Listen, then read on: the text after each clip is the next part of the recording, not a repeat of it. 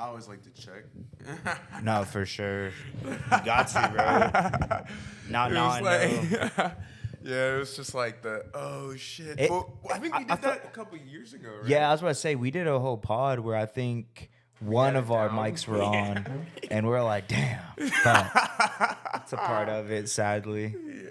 But like you look to the left, and I think you did it mid pod, bro. I Yeah, think you were like, I looked down and I was like, I kept looking at you. I was like, what are you looking at? Yeah. And you were like, I was like, fuck.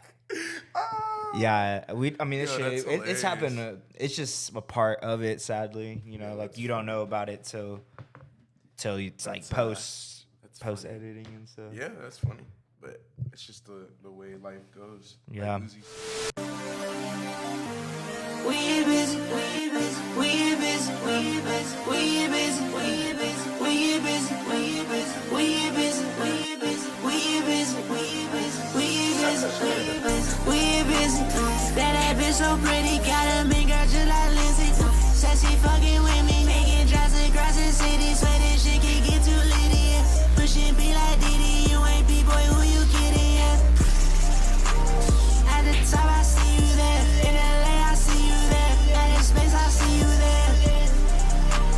Texas State, I see you there. I know y'all go crazy, y'all be turning up in the square. Take another pill and we can turn up just by anywhere. Hit you and say yeah, just to see if there's a feelings there. What's going on, ladies and gentlemen? It's your boys over here at 3-Man Weave in the flesh today. Yeah. I'm the one and only CJ here with my beautiful co-host ZD. How are you doing today, sir? Man, doing my best, bro. Like we were just saying, Uzi, way life goes. You know, Right. This is how the cards are folded for us today, which is nice. Yeah. So this is actually, it should have been our 10th episode. We had some technical difficulties with episode 9. We recorded it. So as y'all know, we've been recording on Discord, and we haven't had any problems up to this point. And then post production, I was about to start editing the pod and just make sure everything sounded good. And you know, I texted ZD. I was like, bro, like this audio, like it does not sound good. It's not like doing it. Even if we were to like cut it into pieces and boost up the volume, like it still didn't sound good. So I just didn't know what exactly it was, and we were gonna record in person anyways because this was supposed to be the 10th episode of the season so far. So we were gonna, you know, make it a little special and whatnot. Special. But this is actually the 9th technically by the number, but you know, it's a part of it. We're just gonna have to check next time whenever we record on Discord just to make sure, because like I said, up to that point we had no problems, and then I was always doing like a little test run and double checking it, and it was fine. So I thought we were okay, and then stuff happens, you know, sadly. But you know, the main thing from that episode that I think will probably be beneficial for the audience to know for sure was our tier list of centers. I gave it to you, and you ranked them, of course. So Yeah. And we have them like, or CJ really just mapped them all out and stuff like that. So it's pretty simple to kind of go through it with you guys if you know, if you guys don't mind. But yeah, you know, technical difficulties happen, and there's not really too much we could do about it other than keep it bucks and keep it pushing. Right. Yeah. That's what we're gonna do. That was the main thing. Of course, I mean, we talked about the Lakers and Yeah. Thunder. We talked about our squads and stuff. But I feel like that's always gonna be forever changing. But that's also the beauty about being consistent too, is like we're not behind, right? Like, and we're not, you know, scrambling like, oh, we weren't talking about something that wasn't, you know, completely irrelevant. So it's nice to be able to kind of just hop back in, and I mean, we're still moving forward. You know what I'm saying? Facts. Yeah. So I mean, I mean, do you want to go through? I was just gonna go through them, man, and I mean, just kind of talk about them for a second.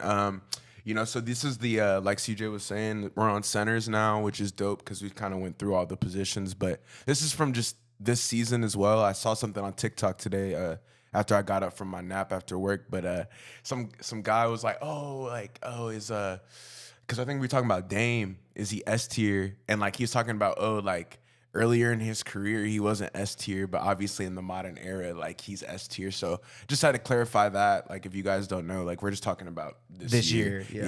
That's all that matters. But I'm gonna go from the bottom to the top, obviously. So Yeah, this is one of our first players that we've ever had in the D tier, but it's Taj Gibson. And Taj is like an NBA vet, bro. Like, he been on a lot of teams. He's an NBA journeyman. Like, I think he's played for the Thunder, the Knicks, like all these different teams, but like the Bulls, stuff like that. But yeah, he's just out of this pool of players. He's not necessarily the highest caliber of center, but he is a solid piece, like I was saying on the pod, that unfortunately got, a little bit messed up. But yeah, I was saying it on the pod, like I think he's a consistent backup player, but he's not going to knock your socks off or anything like that. But moving into the C tier, we got Trace Jackson Davis. And, actually yesterday I was watching the Nuggets and Warriors game, bro. He was hooping. He was hooping. I was like, okay. He got a little fast break dunk. Yeah, I was like okay. He was playing better than the C tier center. I was like, okay, Trace Jackson Davis, I see you. Yeah. Like, I was just kind of harping on him a little bit a couple of days ago, but yeah, man, I still got to put him in the C tier. I think it was like a pop-off game. No offense to him, but it was just funny because I was watching that game really closely, and he was playing really, really well. He was. Yeah, shout out him. Super athletic, but he's a little bit undersized. But yeah, he makes up for it with the athleticism. So shout out him. And then next that we had in the C tier was Andre Drummond. And yeah, man, I mean, there's not too much to say about him. I feel like he kind of got thrown some bad cards with obviously Embiid being hurt all the time essentially this year. But they were definitely expecting more from him, and he's not really giving you too much, like as much as he normally does, especially on the offensive end. I mean, he's always going to be grabbing a lot of rebounds because he's just big, but they need him to be a little bit better offensively, and he just hasn't been that. So that's kind of why I put him in the C tier for this season. Is I feel like his role, like the Sixers were looking to expand his role, and he just hasn't been able to really do that. But it's no fault to his own. I think he's like one of the aging veterans that we have in the NBA, and he's also kind of a guy that we know is, previous All-Star. Like, he's already built a pretty good resume for himself. So shout out Andre Drummond for sure. Next guy I had in the C tier list, bro, I'm hating with this one, but DeAndre Ayton, bro. I just think he's a zero, really, man. Like, he doesn't look engaged, and he just doesn't play defense. And, his offensive, repertoire is very special. I think when he's on. And I think, obviously, when he played for the Suns, he was a pretty high-quality player. He didn't really figure it out on that team, but he looked a lot better than he did on the Blazers. So I kind of have to demote him there. Normally, I put him in the B tier, but this season he just looks kind of like he's checked out a little bit. And we'll see going forward if he's really going to be a part of their core, I mean, I was talking to CJ about it on the last one that got cut, but just Donovan Clingan, and there's a couple other guys that I feel like they're definitely going to prioritize more going forward. So we'll see if he's kind of used as a trade bait. But yeah, moving into the B tier, we got Alex Sarr. I mean, bro, there's not really much to say about him other than, obviously he's a bucket. The Wizards didn't miss on this draft pick, in my opinion. I feel like, especially in probably, I would say 2 years, he's going to be a lot more polished offensively. But the one thing that he can do, he's one of the first centers on this list who can shoot the three, which is nice because obviously in the NBA nowadays, that's pretty much all you see is just threes. Like, if you guys look at an NBA box score, most of the shots taken now are 3-pointers. So I would say that, if you're a team that's looking for a stretch big, he can definitely provide that for you. And he's definitely a very interesting defensive prospect as well, Him and Koulibaly fit kind of, they fit pretty well together. So we'll have to see what's cooking up in Washington. And obviously he's just a rookie. So, the things that I have to give him a little bit of slack for his counting numbers and stuff like that. But for what he's been doing, bro, he's been solid. But moving on, man, I got Brook Lopez and obviously in the B tier.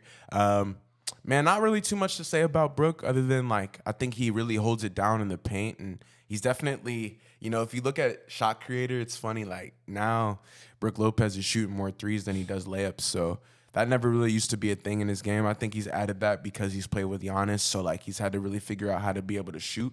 But yeah, man, I mean, the defensive impact is unparalleled. I think he's one of the better, defensive centers we have in our league. And, yeah, he's been very consistent. So, I mean, shout out Brook Lopez. And, yeah, I feel like the Bucks are starting to, finally kind of come around. And we'll talk about them in the later segment as well. But they're kind of a sleeper team that, and if Dame and Giannis are on and Brook Lopez and the role players are playing well, I feel like they're going to win some games. So, yeah, moving on to the next guy is Nicholas Claxton. And if you guys don't know, he's also kind of a defensive specialist. I would say he has a little bit less of an offensive game as opposed to Brook Lopez, but he's just a lot younger and he's a lot more athletic.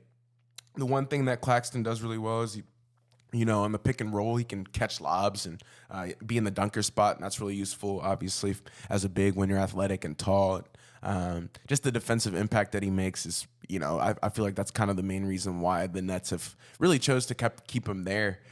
He's been one of the few consistent pieces that the Nets have really rolled out, and he's been consistent. He doesn't really get hurt too often. So yeah, shout out Nick Claxton. I feel like he's kind of a underrated center in our league for sure, but he can't really shoot. But he is a very, very high lob threat, and he can guard very well. That's what I was saying kind of on the last pod as well. Mm-hmm. Next, we have Santi Aldama. This dude is underrated too, man. I feel like I had to put him in the B tier with the stuff that he's been doing this year. And obviously, having a healthy jaw really does a lot for the Grizzlies, obviously. But what people don't really think about is the gravity that the defenses really shift towards Ja, so he's kind of able to spray out the ball to his shooters. And, Luke Kennard, right, Desmond Bane, Santi, guys can shoot the three at a 40% clip. And, he's a little bit more undersized. He's kind of a defensive liability, but he is very athletic. He can dunk on you, and he can shoot threes at a high clip. So I feel like Taylor Jenkins is definitely proud of kind of his development, because I don't think they were expecting as much as they're getting from him nowadays. And, yeah, bro, there's really – they're very happy with him as a power forward / center. So yeah. Next one is Goga Batadze, and he's another defensive specialist, man. He's just a big body who grabs a lot of rebounds, and he's a little bit more polished offensively. He has better touch around the rim that I've noticed. But yeah, they have him in there for defense, and the Magic are just they're rolling along. This is another one of their finds that they took, and they've obviously developed over the last few years, and he's actually turning out to be a starting caliber big, and that's great for the Magic, man. They're just massive, Jonathan Isaac, Franz, Paulo, obviously all those guys can kind of guard 1 through 5, and on the smaller end, even Jalen Suggs, right, just Goga just being the defensive anchor for their team. I think, it goes to show you that he's actually bringing value on the court. And that's one of the reasons why the Magic are so good defensively, is because he's out there. So had to put him in the B tier. But yeah, it would be nice to see if, he can get more shot opportunities. But I doubt it on the Magic. They kind of just run the offense through Paulo and Franz. And, there's nothing wrong with that, honestly. Those guys are, all-stars in my opinion. So ain't nothing wrong with that. But next guy, bro, I was looking on Shot Creator too. Ivica Zubac. He's close to being in the A tier as well, but just his defensive issues, in my opinion, he's just really slow. But he's one of the more consistent centers we have in our league. He'll give you 15 points with 10 rebounds. He shoots pretty good from the field. His free throws aren't the best, and his shooting's not the best, but that's not why you have him out there. Really, he's just kind of he's very polished offensively, and he can communicate in the pick and roll. And I think having him with Harden out there has been pretty good for the Clippers. It's one of the reasons why they're doing so well in the West this year.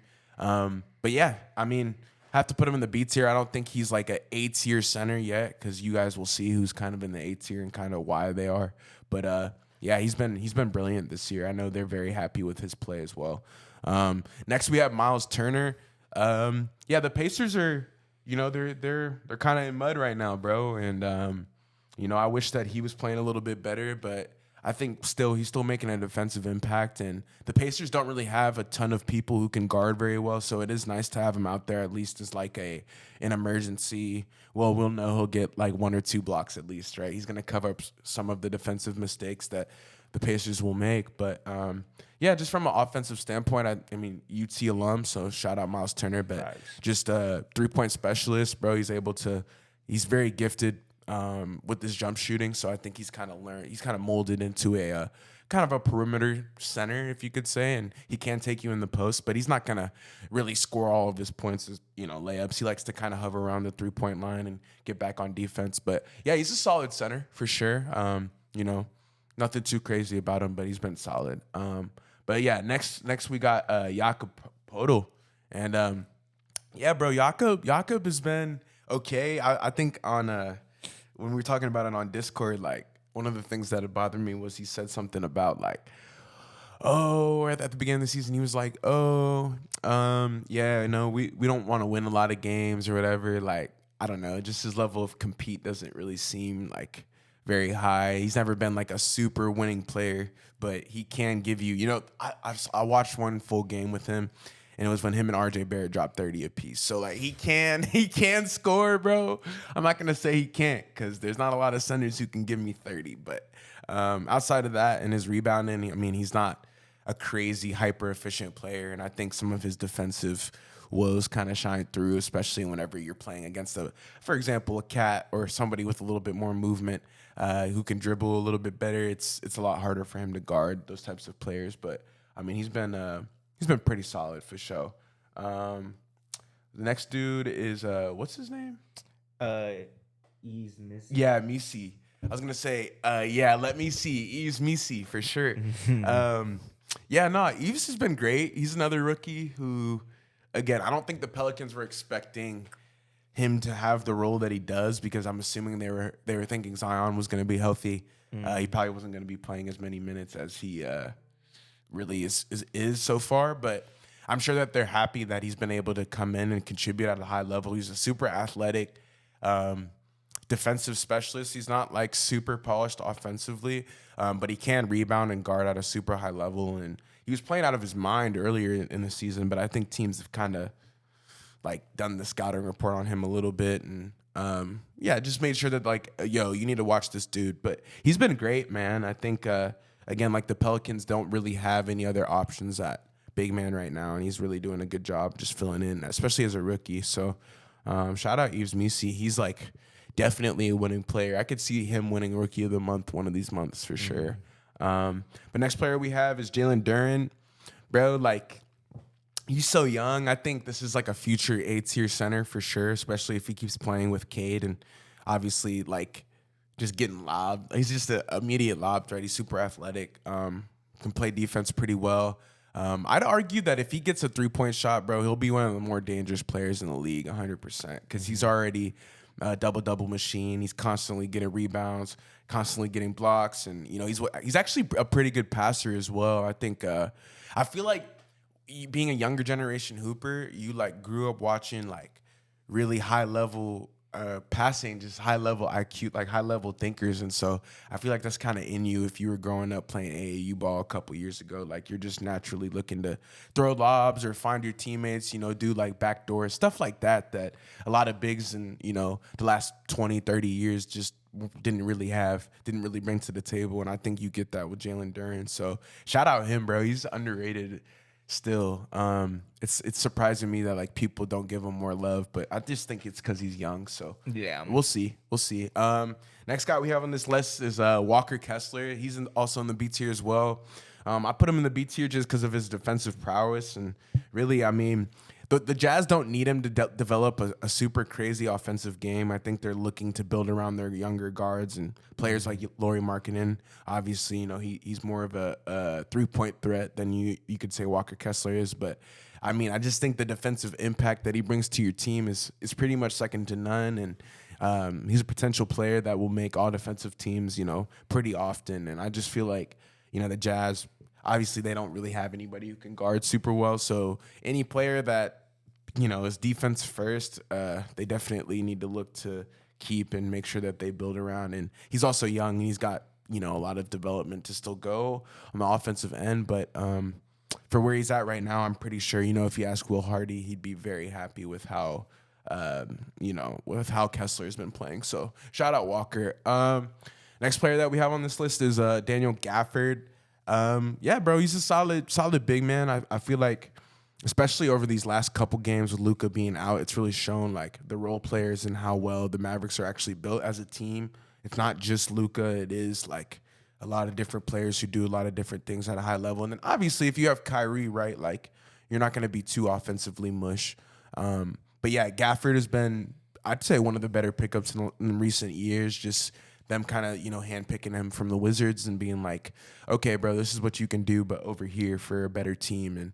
And yeah, he's just been solid. He's more of an offensive threat than anything, and definitely like a great pick and roll partner for Luka and Kyrie. But yeah, bro, it's exactly what the Mavericks need. I feel like he's definitely a better fit on the Mavericks than he was in the Wizards. So shout out Gafford for sure. He's definitely super polished offensively. So next player that we have on this list is Yusuf Nurkic. And yeah, bro, he's been hooping, honestly. He's been pretty good. He can't guard anybody still, but that's not really what the Suns do that, I think, going into picking him up. I think they were just, the things that he's been able to give them on an offensive end is really what they're looking for. And his ability to stretch the floor, he's gotten a lot better at shooting three balls. And I know that's something that Budenholzer is happy about. And obviously KD and guys like Book, they need somebody where if they draw three defenders, they need somewhere where they can kick it out. And Nurkic is like, he doesn't shoot it at like high volume, but he definitely has been shooting a lot better over the last couple of years. And besides his defensive, issues sometimes, he's not always engaged. I just think he's definitely one of the better rebounders we have in our league, and definitely one of the better scorers too at the center position. So, I gotta put him kind of.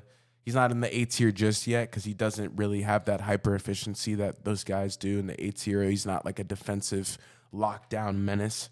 But yeah, he's solid. But next player on the list is Al Horford, bro. He's just the ageless wonder, man. I mean, what else can you say? I mean, this dude is definitely revolutionized his game to where nowadays he doesn't really need to go into the paint that much. Really, him being on the Celtics, the only thing that they're looking for is rebounding, defense, and three-point shooting. That's exactly what Al Horford can do. He's not the young spry Al Horford that he used to be, right? Getting up and down anymore, but he's still a solid center, and he's been a lot healthier than Kristaps Porzingis has been. And one of the things that we like to say on the pod is like your best ability is your availability, and he's kind of always available. He's never really out for no reason. So yeah, bro, shout out Al. He's definitely a solid big man. But next person we have on this list is Clint Capella. Bro, he's been awesome, honestly, too, this year. I think he's been another sleeper player on the Hawks, which is like kind of one of the reasons why they've been able to win so many games. It's just they have players around Trae Young that fit kind of the way that he plays. Like, even if Trae is not hitting threes, the pick and roll, him still getting into the paint, drive and kick, those options have been very high value for the Atlanta Hawks. And Clint Capella is just the perfect role partner to put with Trae Young. And he rebounds at a high level. He's kind of a double-double machine. But yeah, I mean, I think he's definitely solid, but I feel like he's definitely a B-tier center. He's not going to like knock your socks off, and he can't really shoot still. And I don't think he will develop a jump shot, but he's been solid this year. So shout out Clint Capella 100%. But yeah, we're moving on to the 8-tier players in this list, man. And yeah, you guys will I'm sure you guys will see in the comments kind of why these guys are 8-tier players as opposed to the other centers that we have in our league. But starting off, he's at the end because I don't think he's been hooping too much, but he's definitely one of the top, I would say 8 or 7 centers that we have in this league. It's Bam Adebayo, our first 8-tier player. This season he hasn't been amazing, but he's still been better than pretty much all those guys that I named on the list. So it kind of goes to show you like our center depth isn't like amazing in the NBA, but it's still pretty good. Like there's still a lot of solid. I'd say there's a lot of solid centers. There's not like, there's actually a lot of S-tier centers as well, but there's not like a ton of A-tier players. But yeah, Bam's solid defensively, and he's I think his offensive game is definitely, it has like another level to go to, but I also think it's one of the better offensive games that we have in the NBA. He can shoot from the mid-range. He can shoot the three, and he's just very athletic. I seen him get a poster the other day, and I was like, yeah, bro, Bam's doing Bam things. But, yeah, we'll have to see, man. I think the Heat play the Lakers today, so we'll have to see what he can do against AD. But he's our first 8-tier player. And then, second, I got Domantas Sabonis, and, normally I would have him in the S tier, honestly. But I just think this year is just, the Kings are kind of slow. They're not a very good team this year.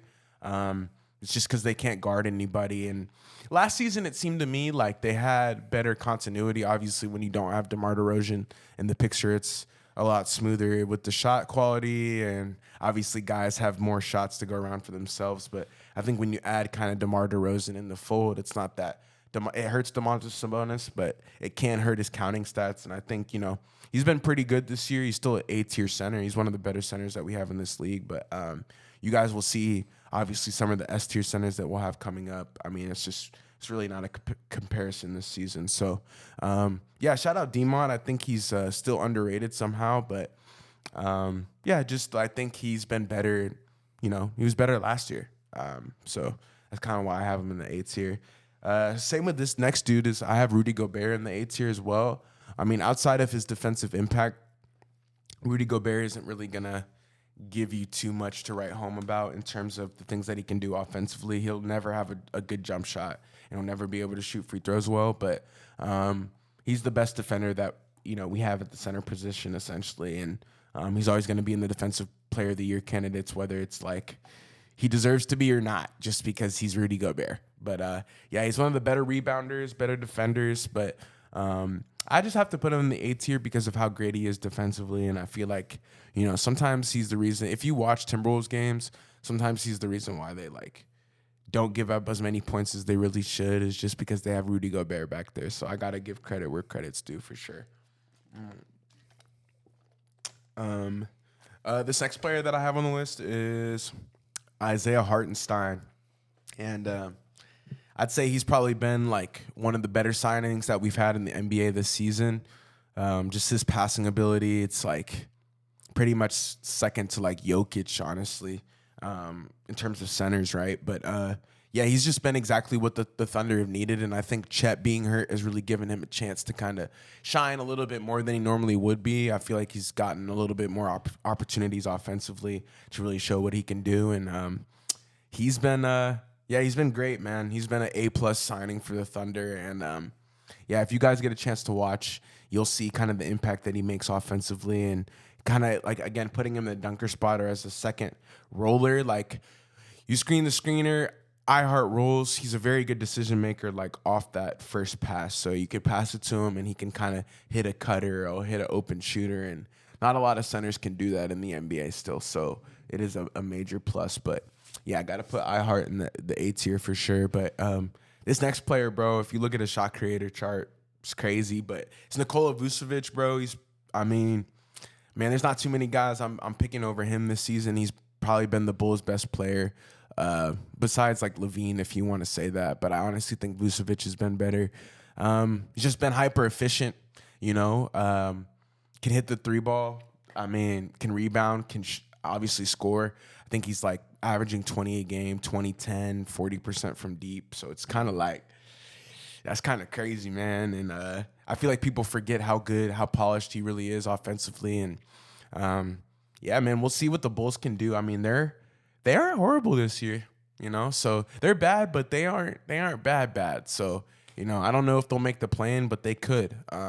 So we'll see. But for the Bulls' sake, I hope that they're bad so they can get a good pick. But I got to put Vucevic in the A tier, bro. I hope maybe we can put his shot creator chart up here so you guys can see, because I feel like a lot of people don't think about. Yeah, they don't really know, bro. They're not really thinking about it. But this next category we got is the S tier people, and this tier is kind of reserved for the best centers in our league or the best players in our league. It's not really.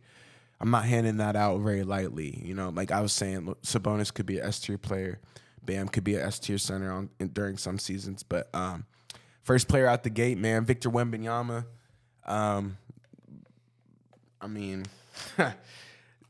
Hey, man, this dude's 7'6". He's shooting from 30 feet.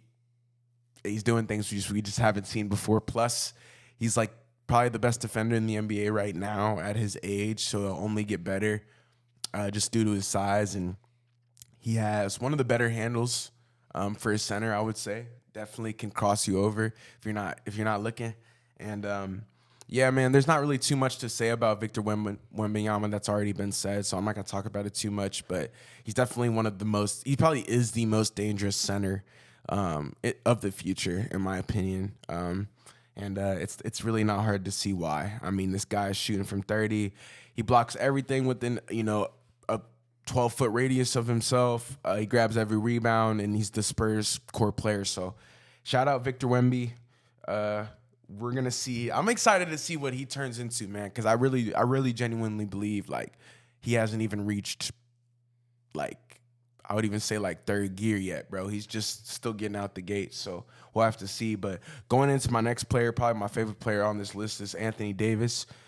He's been brilliant this year. He's cooled down a little bit this month, as opposed to last month in October, but he's still been. I mean, in November, I guess you could say, because it's December 4th, but really in the month of October he was cooking. But he's not, he's cooled down a little bit, but he's still one of the best centers that we have in this league. I think he's averaging like 28 points per game.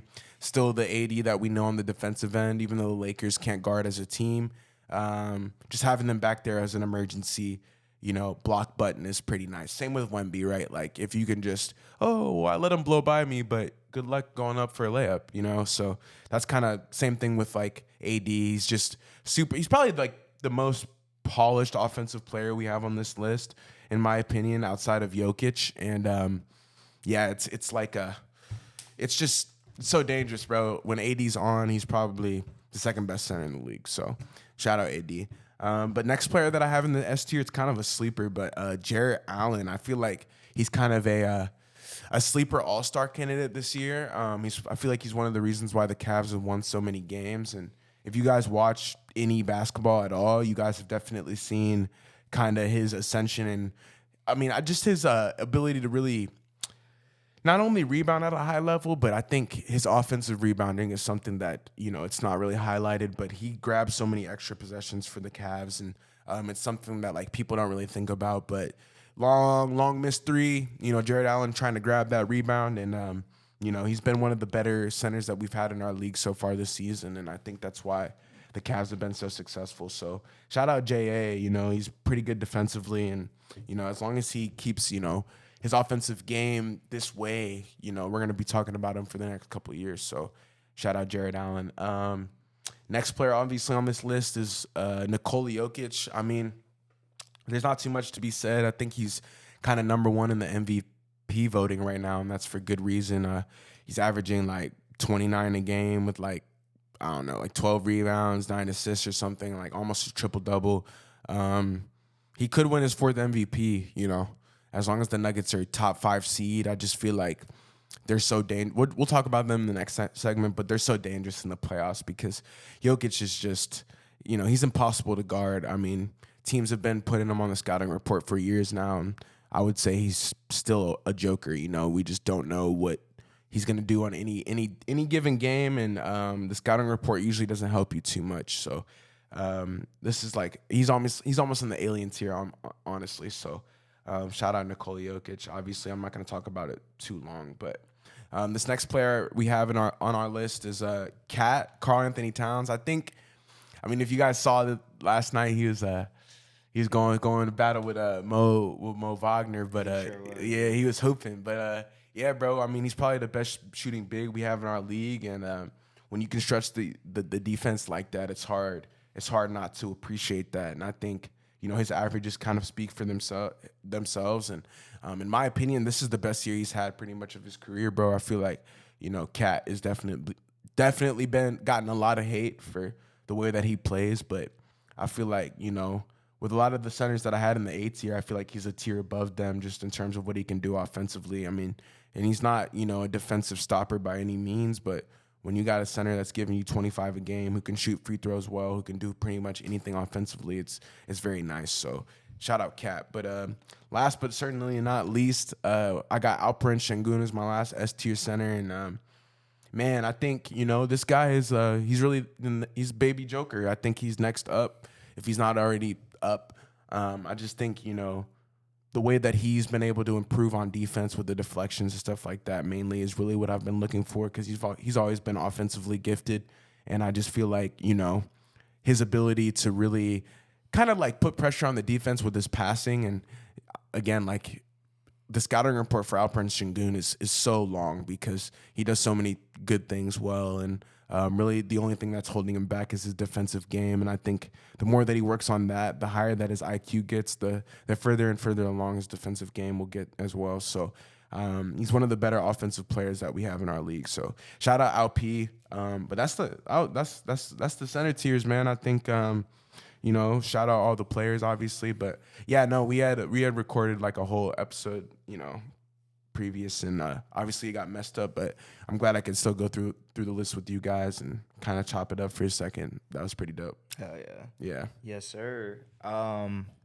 Guess kind of going into the games yesterday. I told you before we started, I found a little thread on X that kind of talked about some of the things. So I kind of want to go through it with you and I watched yesterday, bro. Whatever, whatever. If you have anything to say, then we could go into it. So yeah, starting off, Scotty Barnes dropped a career high 35 points in a dub against the Pacers. Hey, him and RJ Barrett kind of cold, huh? Yeah. They're cold. If you guys, you've been talking about them all season. Yeah, I would say we've been showing love to Toronto. Shout out my guy Mikey.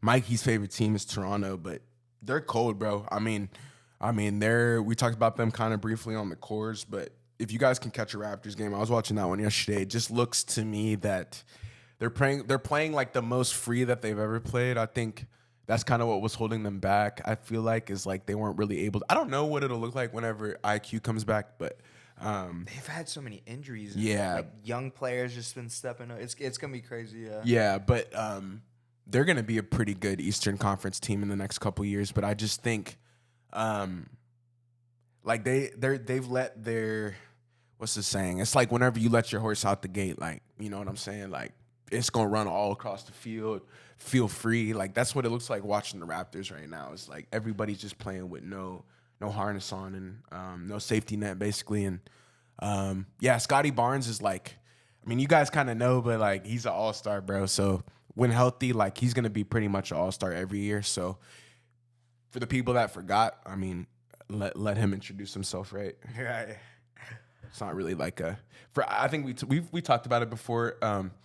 Like I know if I would like to text you, Scotty Barnes just had 30. Like I know you wouldn't really be that. Oh, right, yeah. right. It's actually surprising that it's that low. I think it's just because it's been hurt. He's been hurt. Yeah. But he's a player that could score 50 easily. Right. And he, I feel like he's more of he fills up his stat sheet. A little bit more. Bro. Like, he's probably gonna get more triple doubles than he's gonna get like 50-point games. Yeah, he used to at Montverde too, bro. He used to always say like, when I get in the NBA, like I'm gonna put up 50. But it's crazy to see, like, bro. Was he with Cade in him? Yeah, he was. Oh, he was wow. with he was with Cade in them for sure. That's crazy. Yeah, so they played. Their team was like so cold, but it's interesting to see. Like, obviously, Scotty Barnes was gonna be. That was another person where I was like, whoever picked him, you got like a dog, bro. Yeah, like, that's somebody. It's just like Cade too. Like if you picked him, like the Pistons. Shout out the Pistons. Like that's a dog forever. They both went to like unconventional teams too. Oklahoma State, Florida State, like for hoops at least. They're kind of. I think did RJ go to Montverde? No, RJ. Oh, shit. I think he did, I think he bro. did. I want to say he did. Pretty sure. So there's a lot of ties on the Raptors team for sure. But shout out Toronto, because if you guys can watch the game, I'd say they're a top 5 exciting team in the NBA, and their announcers like top 3 as well. Like Hornets, and then the Hornets. I'd say the Raptors announcer. But dude, literally, like it's so fun to watch them play. Yeah, so fun to watch them play. Yep, that's dope. Next one. Paul George tied a season high 29 points as the 76ers beat the Hornets. The Sixers improved to 5-14 on the season, but it seems like no one knows what Embiid's path to recovery looks like. Not at all. Nick Nurse doesn't even know whether or not Embiid will play tonight. Tickets for tonight's game against the Orlando Magic are as low as $1. For sure. What is going on in Philly? Well, I was gonna talk to you. Did you watch that game at all? No, I didn't. Dude, the only reason I turned it on is because Brandon Miller was and going Paul on George. Yeah. I was like, wait, this kind of matters. That's why he did that, though. Like, because I had it on my box, and I was telling my girl, I was like, I'm going to actually watch the Hornets game because I think Paul George is trying to, like, hoop to be like, yeah, I got you. And that was sick because he ended up, he ended up killing. Yeah. So, like, bro, I love the NBA for that reason. Like, if you don't know that, you wouldn't know that that's why he's trying to, like... I was watching, I was telling my girlfriend, I was like, literally the only reason he's trying to get 30, I bet he told, like, the bench, like, I'm trying to give Brandon Miller some buckets. Like, some buckets. Like, make sure y'all give me the ball. Yeah. Like, I'm gonna try to teach this kid a lesson for sure. Like Yeah, it was and- so dope because and, I know that's what he did. I was about to say, yeah, and Brandon Miller's favorite player is Paul George. For so sure. it is cool that having. No, yeah. Yeah, he dropped 34. No, he dropped 34. I was on gonna say, bro, it was a 62%. duel. It was on.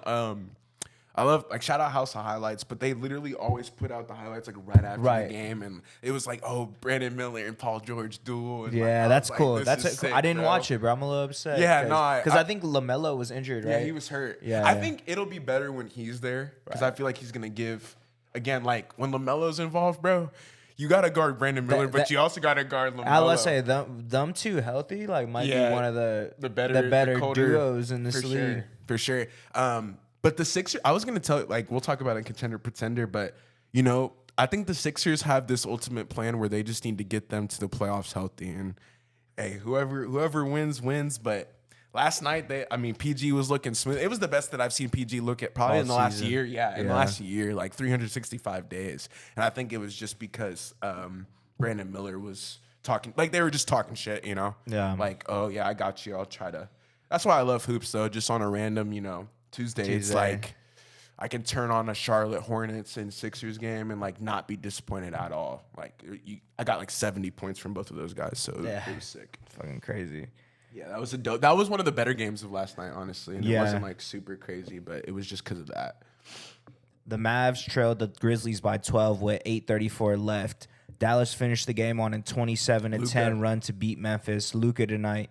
37 points, 12 rebounds, 4 assists, 4 steals on 50% field goal He looks percentage. a lot better. Ja Morant is now 1-7 against Luka in his career. Yeah, I think the Mavericks are just a bad matchup for the Grizzlies. I also just think Luka's playing better than he was all year. I think that was kind of the thing. I think we talked about it a little bit. Like if Shea's doing it a little bit more too, but if they go to like the next gear that I think they can go to, I think it's really going to be an issue for a lot of the teams in the West. Like I don't think the Mavericks are going to lose that many games on the season, especially if Luka plays like this. They're not going to lose like too many games. They'll lose, to quality opponents, but I think they'll they'll beat the Grizzlies down 12 in the fourth, because like if they want to like really turn it on.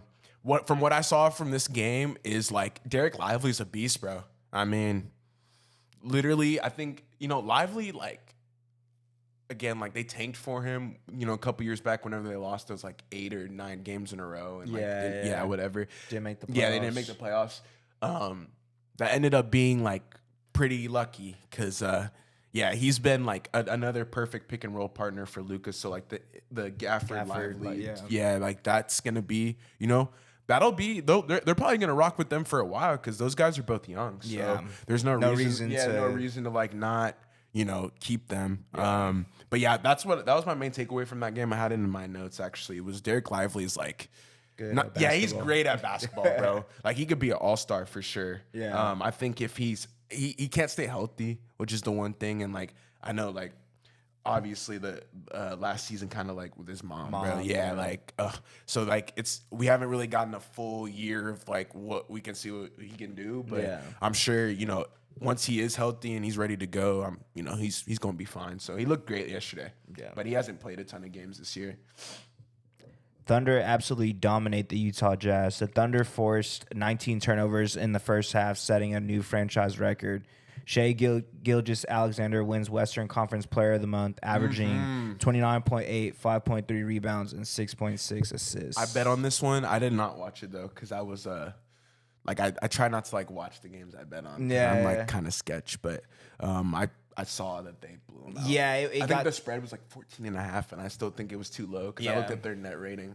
Yeah, Thunder's net rating is pretty. I think it's second right now. Yeah, only behind the Celtics. I'm pretty sure, but that was just a good game coming off the. I had a feeling that was gonna be a little pretty easy game for us, and we needed it too, especially for that was an NBA Cup game, and that win versus the Lakers, I think, is what did it. Bro. Yeah, I think that's really. Man, I wish I could go back in time and like those outcomes are tough, bro. Because I knew if they beat us there, they were gonna obviously beat the Jazz, and the Jazz like don't have a ton to play for either. They're in the Cooper Flag sweepstakes, They don't need to win an NBA Cup game per se. In fact, especially if it's counting towards the record and everything. But we were pretty much blowing them out. Damn near the whole game. Yeah, probably pretty much like second half. I think Shea was already sitting by like 10 minutes left in the fourth, and we had like AJ Mitchell playing, like a lot of our rookies. I took, bro, I still don't even know how it was plus money, but I took like them on the spread with Shea 20. Really? Like, it's like simple. Like, I know, it's going, like the spread is going to get carried by their bench player, because that's what I have in my notes actually when we talk about them later. Like one of the reasons why they're so good, so I won't bring it up, but like even if Shea goes to the bench, bro, and they're up 15, like the lead could grow because their role players are so good, bro. Yeah. So I'm like, I know Shea's gonna get his 20. He's gonna be like, all right, take me out, and they gotta the bench players will take care of the rest. Yeah, for sure. Yeah. The Thunder are kind of a cash cow, but Vegas is getting onto it now. A couple years ago, they were a lot more under the radar, but now obviously the numbers baked in. Like there's no. I guess the Thunder aren't like a sleeper contending team anymore. Yeah. Houston Rockets coach Ime Udoka and star center get ejected. I saw that one too last night. Bro, I watched hella hoops yesterday. Sengun fouled out, went at the ref, and immediately got ejected. Oh, good. The Rockets lose 120 to 111 to the Kings. Yeah, that. So I was watching that game. I had when I was looking at Flip, I was like, Rockets -1 looks pretty good. Like they're better than the Kings, but the Kings ended up, beating them. So, my takeaway from that game is Tari Eason, and Momentum. Like they're still. I don't even know what to say. They're just crazy. Like they're just really crazy defensively. But Sabonis, bro, and Fox. I mean, just going down. Honestly, when it comes down to it, those guys have a little bit more experience at the end of games. Especially when it's like within 8 points. Like I would say if it's not a 20-point game, like I would even say like 12 was not enough. So like 15, I would say in the fourth, it's like that's not even a secure lead in the NBA anymore. But not. The Kings, it's not. But the Kings, like they have guys that understand, like okay, it's not a secure league. We still got to go in there and play our best. Where sometimes you can see on the Rockets where like.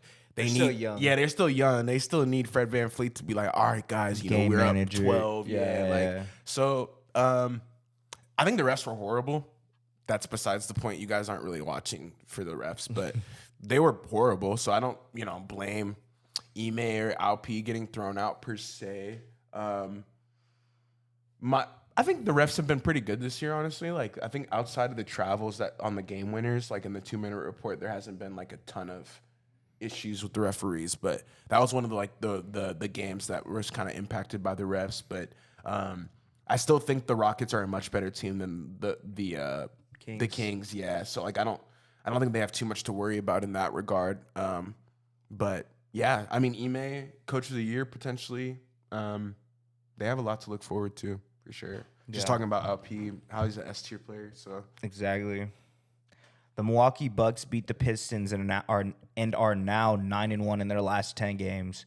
Giannis shot an impressive 91% from the field as Dame and Giannis are finally starting to look like a superstar duo. Bucks are now 6-0 when Pat Connaughton DMPs. Brook Lopez, one of the craziest passes ever seen in the NBA. If Nikola Jokic did this, we wouldn't hear the end of it. For sure. And I'll show you too. Tap. Yep. I saw that. And I'll put it on the screen for y'all to see as well. But what are your thoughts on Giannis and the Bucks so far? Yeah, well, I was going to go through their last 10. Yeah, because I don't know who they've played. Like, I think they've played some cupcake ass teams. But hey, man, you got to win. You still got to win those games. So their last 10 in November. Well, they did beat the Rockets. They beat the Bulls, the Pacers, the Hornets, the Heat, the Wizards. The Hornets, the Pistons. They've only lost against the Hornets. Yeah, they lost against the Hornets. That's on their Saturday, 11-16. That's their one loss out of the. Yep. Wow. So they've been beating the teams that they need to beat. We're gonna talk about them in the other segment, bro. I think if Giannis and Dame don't go off, but their role players have been playing a lot better, bro. Gary Trent Jr. looks good. AJ Green looks good. Lopez, like I was saying, still a B-tier player. Right. Like, solid. But, just Giannis is, like, kicking it up into another gear, man. In my he's opinion, looking crazy. I mean, if the Bucks get a better seed at all in the next couple weeks, I think he'll be second in MVP voting, most likely. because the stuff that he's been doing this The season. numbers he's putting up is like video game numbers. It's Yeah, ridiculous. bro. Is that him? This is him. Oh, okay. Yeah, he's pretty much green and everything besides Yeah, the 100th 3 points. percentile of points and 99th percentile rebounds and 98th percentile of assists. What more could you ask for? Mm-hmm. But no, yeah, the most assists he's been it's nuts, and it's dope seeing that him and Dame are actually finally clicking right now. But I feel like this is kind of what we expected to happen, right? Like, I think they've always clicked. They're just winning the games now. Yeah, well, I actually think like Giannis and Dame, like as just like those two players, like they will give you 60 points. But I just think like you're saying, like the surrounding cast around them has just been playing a lot better. So it's just a lot easier when even Lillard's like had a pretty good year this year. Like I was saying, like he's been a lot better than he was last year. And these two are averaging, what is it? Almost 50s.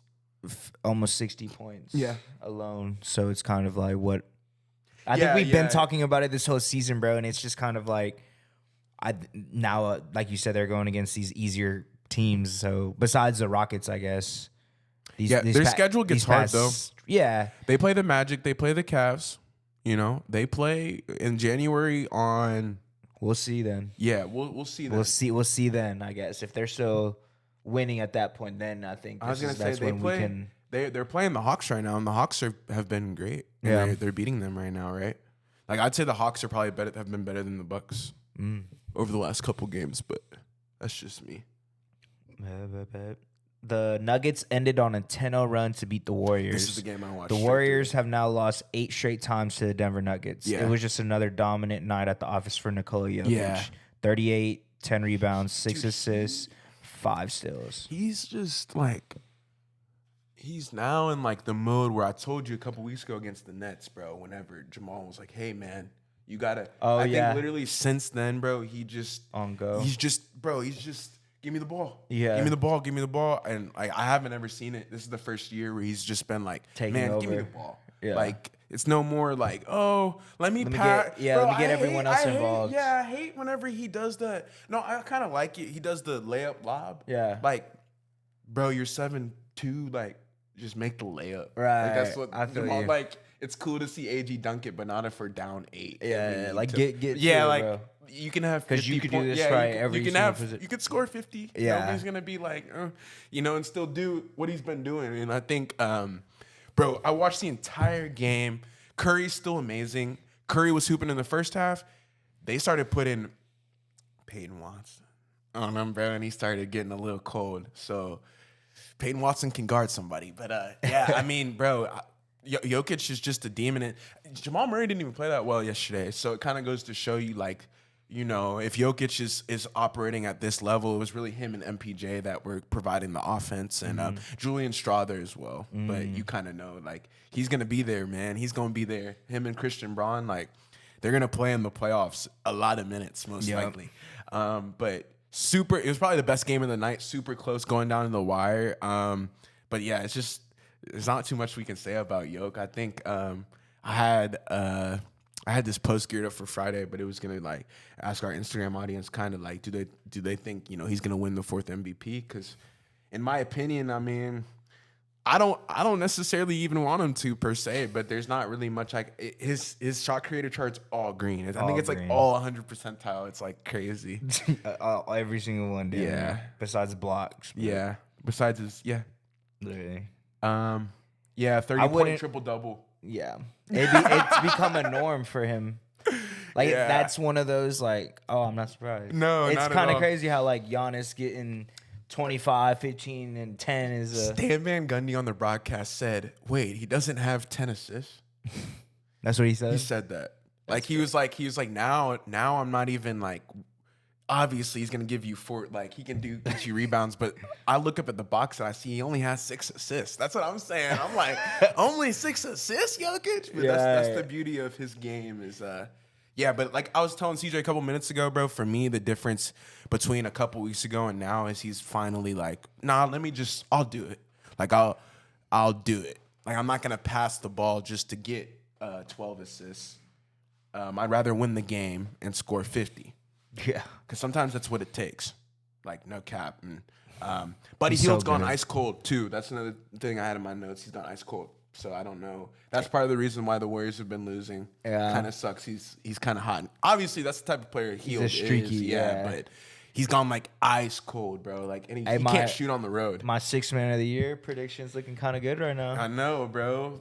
It is looking. It's looking great. I would say. Yeah, for sure. So, one more. This is actually NBA Cup. The NBA Cup quarterfinals are set after last night's results. Who do you have winning it all? So quarterfinals, we have OKC going against the Mavs. No leg show. And then Rockets going against the Warriors.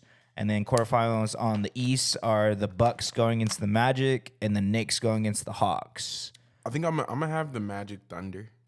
Magic Thunder in the finals? Yeah, I feel like the Thunder, now that they're there, they're gonna take it serious because they're a younger team. I feel like they would take something like this, the in-season cup, serious. Right. Like I feel like that's something that they want to win. I agree. Get the extra bread. Money, yeah. Have that. They're probably the best team in that conference. So I feel like, especially playing in the neutral sites too as well, because that's something we haven't talked about. Like in Vegas, it's a lot different, man. So obviously we're gonna see, Luka, Shea, all these guys try to get to their spots, but the Magic is really the dark horse. I feel like they're gonna beat the Bucks, and then they're gonna beat whoever the Hawks and Knicks play. I just feel like they definitely want to win something like this and kind of show that they're next up, bro. Like the Magic are here. You know what I'm saying? Like we've been kind of talking shit about them for the last few years, and it's gone quiet over the last 2 years, and it's because they're actually starting to produce playoff teams, and they're actually another team I have on my contender pretender that's going to be interesting in the East because they have some playoff experience that people don't think about, and we can see. Yeah, for sure. I'm so excited. That's how I was telling my girl when you sent me the clip with Paolo because they had the clips on there. Oh yeah. But I was telling her, I was like, bro, I just think if you're a real Magic's fan, you are like, you're so happy, bro. Like truly, like I kind of felt that with I'm a Texans fan, so obviously we've been good the last couple of years, but like being in the dark for so long and then seeing your team actually get obviously like they're pretty freaking good. Yeah. They've been to the playoffs, they've just lost. Yeah. So now that they're getting experience and shit like that, man, it's a big ups to them for sure. Yeah. For sure. Yeah, no. I mean, I'm ready to go into it if you want, man. I got the list pulled up if you want to chop it up. For sure. Let's see, man. So first team I was gonna start off with is the Cavs, and I was gonna give you, what I think, and then obviously I'll give you the opportunity to talk about this next one, see what you think first, and then I'll kind of talk about it in that way. Okay. So we can kind of flip flop. Got you. But yeah, we're doing contender pretender, man. This is probably our last segment of the day, but How many teams do you have? One, I think I have 10. 1, 2, 3, 4, 5, 6, 7, 8, 9, 10, and then couple extra. Yeah, I have 12, and then 3, 5, 17 total teams. I have five wild cards. Okay. So like teams that like don't really deserve to be talked about now, but they could. All right, so I started off with 2 Eastern teams, and then we did 2 Western teams, so you'll kind of see how it goes. But first contender that I do think is going to be a contender is the Cavaliers. Okay. In my opinion, it's not even what we're seeing right now. It's their experience in the playoffs and their continuity with their team. I feel like people they underestimate that part of it. Like one of the reasons why, obviously, we talk about the Thunder, like the Lakers, like, and how they don't really have that. Again, bringing in JJ Redick, like constantly changing what they do. Like that stuff can hurt an NBA team. The Cavs haven't done that. They've been kind of building from within the last few years, and even though they haven't been winning like how they want to, going to the conference finals, going to the finals and stuff like that, they still kept the same core of players that I think is going to allow them to, whenever they do get down in the playoff time and the crunch time, it's going to allow them to have that experience as a unit and just be able to thrive in situations where I don't think a couple years ago they would be as together. And I feel like now that they've been through certain situations in the playoffs especially, they'll just be more ready, just more battle tested for that. And I'm sure you agree, like this is one of the teams that was like not really in question. Yeah. I think I was even thinking about it, like they have the opportunity to really beat the Celtics, Yeah. I think the could Celtics be, should be worried about 7-game that. series, for like sure. I think the Celtics would genuinely be worried about that if they face the Cavaliers. So I feel like that they was match one up of the very teams. well with each Yeah, other. yeah, like bro. they have like versatile wings. I honestly just wanted. I had one question for you because I kind of already knew what you were gonna say. Yeah, so what's up? we don't have to talk about it too long. Do you think they're gonna make the Contenders. finals? Oh, Not like just contend. Do you think they'll go this year? Yes or no? no, No. Yeah, that's what I was going with. No. no. I think But they'll give They're gonna go whoever close, bro. they'll give the East some problems for sure. I just don't think I don't know what is it. What do you think it is for them? Then? Is it the playoff experience? Because I feel like that's the only thing that we can really talk about with them. you know what? I wrote it down in my notes too, bro. What it is, in my opinion, that's really holding them back is, to me, bro, the formula to win nowadays is you need to have guys that are either 6'5" or above, that are kind of hyper guards or they're small. hyper forwards. They're a little bit too small. They're superstars. Yeah. Think about J-Dub, Shea. Right. Think about Jason Tatum, Jaylen Brown, right? Like Right. those meta Luka, Kyrie. Not really even Luka and Kyrie. I would just say that was kind of Luka's just too much, bro. Yeah, for sure. Luka just too much. But I do think out of all the teams that are like contenders, they mainly have. I was thinking about the Magic, Paolo, Franz, like bigger, Crazy, yeah. bigger guards. In my opinion, that's the formula to win. That we've kind of seen, kind of. I'm not mad at that. Unless you're a team Curry. that has, I was about to say, unless you're a team that has one of these aliens or has a lot of continuity. Again, like Curry's teams had a lot of continuity. Jokic, when he won the finals, that team had a lot of continuity. Yeah. But it's just crazy because they're both also aliens in their own right. their own You know right. what I mean? But I So- do think the meta is like having bigger guards or forwards that can really take you deep into a playoff series. And I do think Darius Garland and Donovan Mitchell can get hounded on the defensive end because they're not super strong just because they're body type. Yeah. I mean, I think D-Mitch is pretty strong. Yeah, I think he's I don't strong. want to say he's not super strong, but like compared to a 6'8" Right. wing, There's only so much you could do when you're 6'2", yeah, or 6'3". even J-Dub. Like I think that's a mismatch if you Right. So it's tough when we get down to playoff time. We'll see. The thing that I've noticed too, like Donovan Mitchell has been great for the past 5 years. But the thing that I've noticed with him is I feel like every time I watch him, it's like he's taking these tough contested shots threes, and yeah, like, bro. and I don't like obviously Step backs and all these obviously he crazy- makes them, but Yeah. you know, like come playoff time, that's gonna be very hard to I agree. consistently win. I was you gonna know, say I was gonna look at his shot chart. That's why I had Sorry, you. But no, it's okay. Like CJ is saying, sometimes there's at times where Donovan Mitchell goes so cold that the Cavs can't do anything. I think even like there's been times where he's just like he looks really like unengaged, and then in the fourth quarter he tries Turns to it up. Yeah, he turns. Yeah. He does. Like Yeah, I think it's kinda crazy. I think he's leading. He's like Fourth top quarter. 5. Yeah, he's top 5 in fourth quarter. Yeah, I was gonna say I know scoring. LaMelo. Is leading. was up yeah, there, he's- yeah. No, he is. Oh, he is? Okay. I mean, He's he's been 11 injured, points a so- game in the fourth quarter. Yeah, he's been Nah, injured. but I didn't know. he still count. Like I feel like he can win clutch player of the year. But anyways, yeah, Donovan Mitchell, bro, is just I think the success that he's had in the playoffs has been due to his massive scoring outputs. But I don't think he's a player that can take you to the NBA Finals, as much as it pains me to say that. So I do think the Cavs will have to win off their continuity and them Yeah.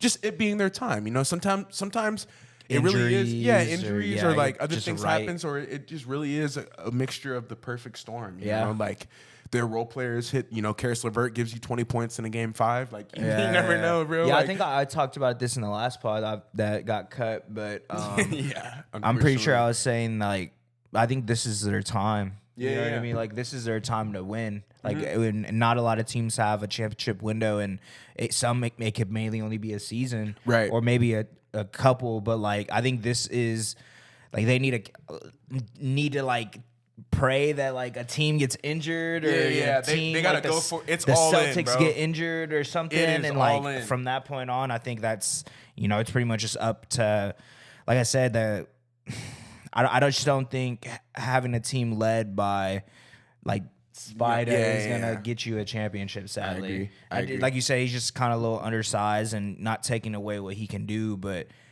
6'3" with shoes on. Yeah, you're kind of limited when a lot of these best players are forwards that are handling the ball the whole time. You know, Right. so it's 6'6", kinda, 6'7". Right. So, but no, I definitely think they're contenders, and I think it agree. kind of goes into question what exactly is a contender to you? Is it someone that is making it to the conference Right, it's finals, subjective, or is right. it someone that's making it to the finals? That's a good.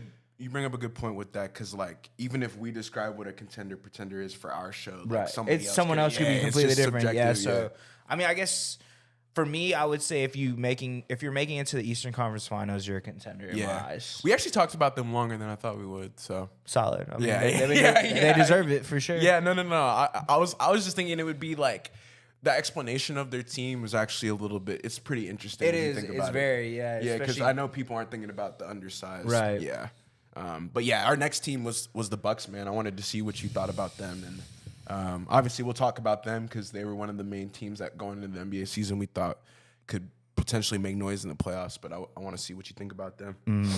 So I guess if it's kind of basing off of what I just said about if a team can make it to a conference finals, that's in my eyes that's a contender.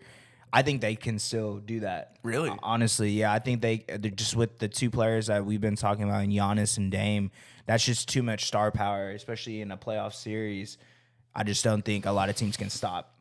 They're not going to be able to stop. I disagree. Really? Yeah. Like I think their team. So the one thing, for example, in my opinion, the Cavs, their role players, like I think the role players is really what it comes down to, especially in a playoff scenario. Like you know, Giannis and Dame are gonna score 30, but if they don't, who's gonna be the guy to step up? And I think the Bucks just don't have that like team around. Like it's not. Yes, Giannis and Dame are enough to win you a playoff series or maybe two, but like you to go deep into the playoffs, you need an actually cohesive team that like everybody's kind of So it will be interesting to see, obviously, in the next 60 games if they figure out like what type of team they want to be. And obviously, Doc Rivers as head coach is pretty sketchy. But I feel you. I had them as a pretender, in my opinion. Really? I feel like they've kind of pump faked everybody, and they're not actually as good as their, even, records been.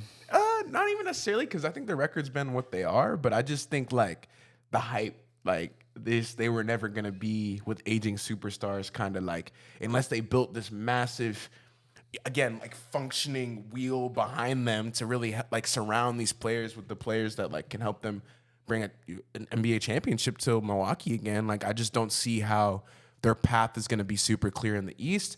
And in my opinion, there's like more complete teams in the Eastern Conference. I would even argue the Magic are a more complete team than the Bucks, but I think having Giannis and Dame gives you a chance. Like I think always in a playoff series, there's not too many guys. I think in the NBA, especially having a star on your team matters. So like, I think with them, it's I don't know, bro. They just have one of the best players in the league, and they have another player that can be a top 10 player in the league. And I just think it's hard for teams to stop both of those people.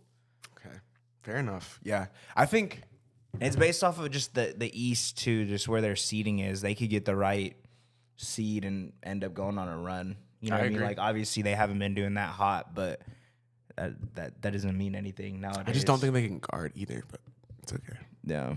I mean I don't know. I feel like the East is kind of you don't need to the Magic are doing decent this year, but like they weren't even scoring that much points last year. And that's true. You know what I mean? Like I feel like like you have to sacrifice somewhere because you're not gonna have the number one defense and the number one offense. Yeah, like you're saying basically. Yeah, majority of the time you're not. No, yeah, it's really hard to do that. I think has there ever been a team that's been in the top 5 in both? I'm sure in the last couple of years, but let's see. We'll see. But this next team has a chance to do that. The Thunder.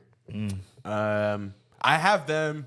Obviously, this is another one where I was like, I'm not really gonna like talk to you too much about if they're contenders. What do you think they need to really get to the NBA Finals? Like, is it like are they missing anything, or do you think now they just need to play with the team that they like? I think even if they don't get to the NBA Finals this year, it's not a complete failure. They still have all those picks. They can still, again, build continuity towards the 2025-2026 season in terms of like, okay, we're bringing back Caruso, we're bringing back iHeart, like everybody's back. Yeah. So like we can still run it back. Like it doesn't matter if they win this season per se, but I wanted to get your thoughts on kind of what do you think they might be missing, like you were saying with the Cavs in terms of getting to the over the hump. Yeah, I think that's why I asked that question because I think the Thunder are kind of in the same situation. Obviously, we we've been having a little more success during the season, I would say, or in the regular season, opposed to, you know, the Cavs getting like a 4th or 5th seed or whatever and kind of not being able to get out the second round. But I had one like I just think it's matchup based for them. yeah, I think they've gotten unlucky. I was about to say, I think just like the Lakers play the Nuggets, like I think the Thunder have gone up against teams in the playoffs that they just couldn't beat. Not that, no, they can, but it's just the matchups. Like on the Tuesday night on Game 3, they couldn't beat them. Right. But I'm pretty sure if they played 7 straight games, the Thunder would win 4. So it's like that, bro. I think it's just like you said, just getting more continuity with each other and figuring out. You know, I kind of have been a little disappointed in like the shot making of like Lou Dort and Alex Caruso. So it's like obviously like players have been. I mean, that's the thing. The great thing about having one of the best players in the league, you don't really care if like your other players aren't making their shots because we know Shea's probably gonna get 25, J-Dub is probably gonna get 20. Right. So it's like we're kind of blessed in that sense. But when it comes down to it, like during playoffs, and what I've noticed as well, like, you know, who's gonna be our PJ Washington on our team that's gonna go off on a team and that hasn't been doing anything all season, and you know what I mean, stuff like that. And you know, we have the potential, but you know, I think it's just getting that playoff experience. I mean, obviously, we're still a young team, and that's why I asked that question because I feel like you can only say that for so long. So when does that get? You know, for me, like especially if it's like when does they get to a point where it's like no, they've had the opportunities and they've had the chances to get to the, you know what I mean? So I don't know. That's kind of, I guess it's just the experience. But when does that stop becoming a thing for a young team? I think they're going to the NBA Finals. I think if they get the 1 seed or the 2 seed, I think they handle whoever's the 7 or 8. And then that next round is really going to be the hardest round for them. Because I think if they get the conference finals, if it's the Mavericks again, they're going to beat them. Like, I think they're going to figure out a way to be like, we're not going to let, not even Luka, like, sometimes you got to, in the playoffs, I kind of realized, too, you're going to give up what you give up. So it might be Luka, like, but we're just not going to let PJ get, or we're not going to let Kyrie get, or whatever. Like, they're just going to I think they're going to the NBA Finals this year, in my opinion, especially if they get the 1 seed in the West, because I feel like they'll have the easiest route to that place. But you never know, especially with how there's so much parity in the NBA. Like, like the Lakers are still a bad matchup for the Thunder still, right? Like, there's some teams that can definitely bother them.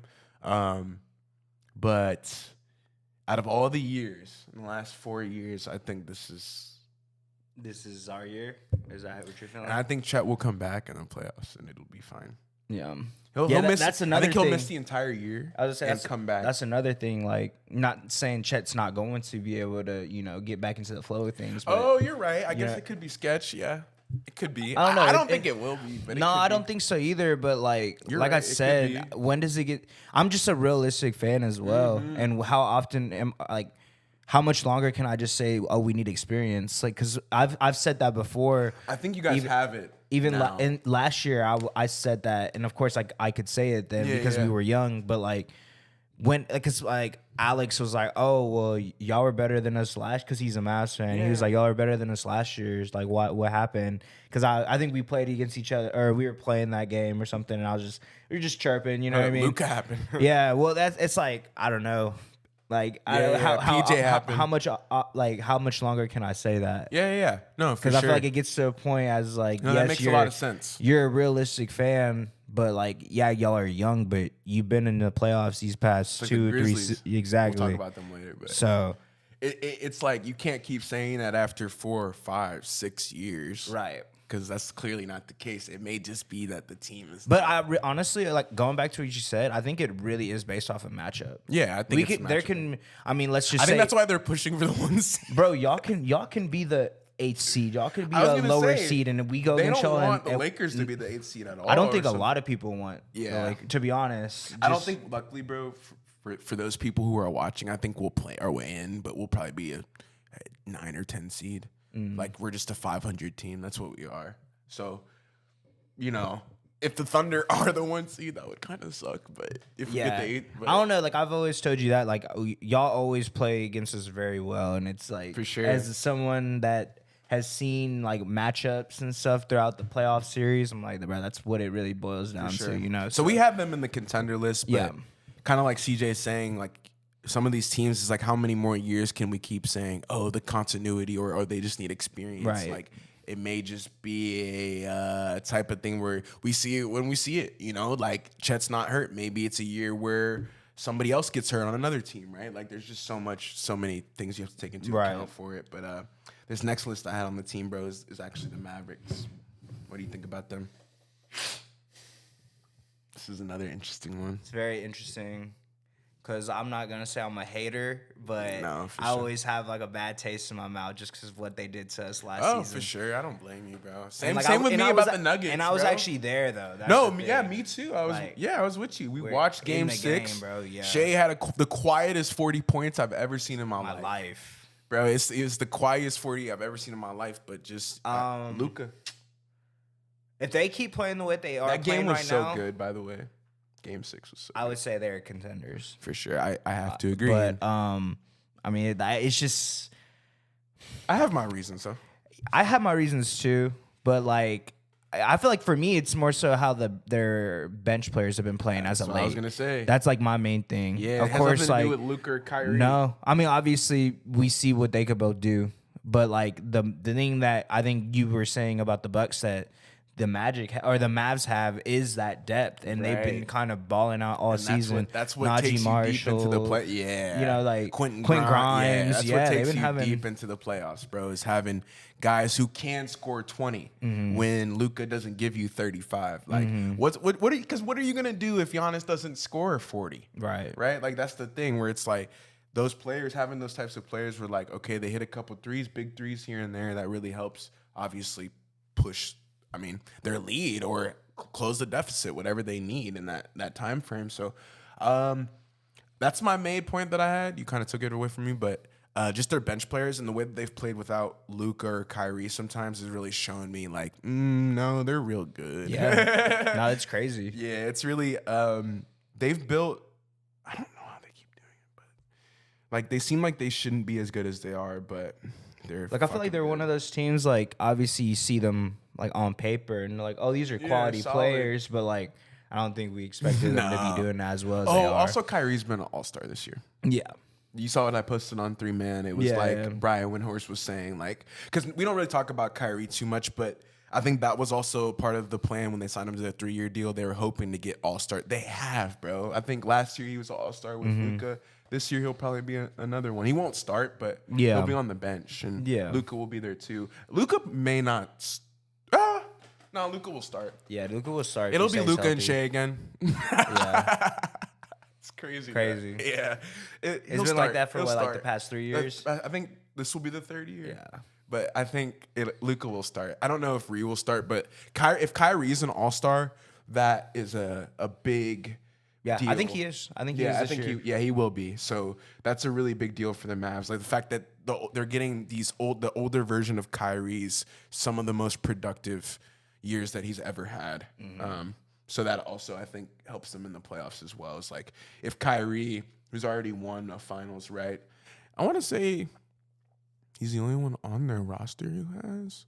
Like he really is the vet of that roster. Like Yeah, he's it's the kinda only crazy to think Yeah, of. like I don't think, they used to have JaVale on there. Yeah. Like he's won a ring before. So that people don't even understand too, like the value of having veterans like that who still can give you punch. So I'd have to agree, Klay man. Thompson. Yeah, Clay. I was about to say they did bring in. It was Clay. Yeah, Clay's been there too. That's another great example where it's like having a mind like that who's been like, I've seen it all, bro. I've lost 3-1. Like I've seen it all. So I've like, came back from yeah, 3-1, yeah, you know what I mean? exactly. Like, yeah, I've seen it all. So. I low key forgot about him. Yeah, No, I was just because I was thinking, I was like, I feel like they I just think got did. somebody. Yeah, they did. Yeah, Yeah, that's why I said that because I was like, I think it was Reed, but now it's him Yeah. and Reed. So they have guys who have been to the NBA Finals multiple times. Yeah. Which is crazy. So, obviously Luka just went. Yeah. Yeah, which is a big deal. But yeah, bro, I think like you were saying a couple minutes ago, just their bench players and what they can do productive wise is, it's been real good. So yeah, definitely the Mavs are they're on one. But this next team I have in the East, man, is the New York Knicks, bro.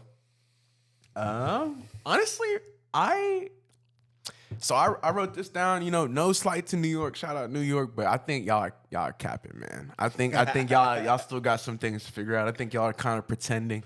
The thing that kind of scares me about the Knicks is I just don't know if McCall Bridges is really gonna be that type of player that he was in the playoffs for the Suns. You know, and that's Brunson's not getting any younger, and obviously Cat has his own kind of playoff woes, you could say. I feel like Cat is a player that unfortunately diminishes in the playoffs.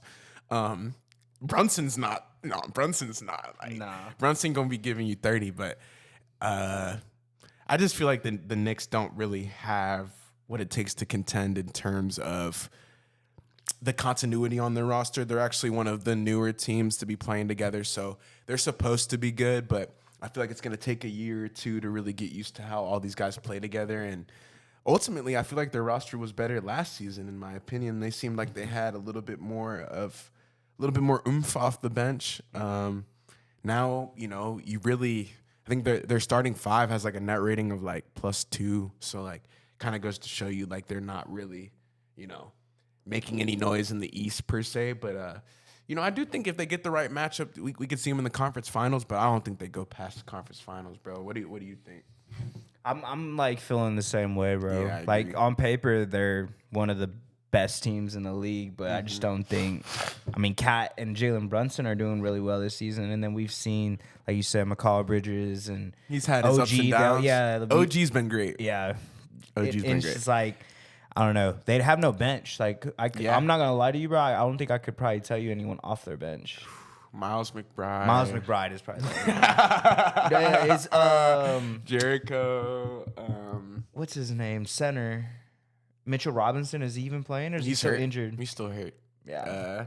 I don't know. I just don't think. They got Jericho. They got. All right, let's just theoretically say Cat gets injured tomorrow. Yeah, There goes their season. Yeah. You know.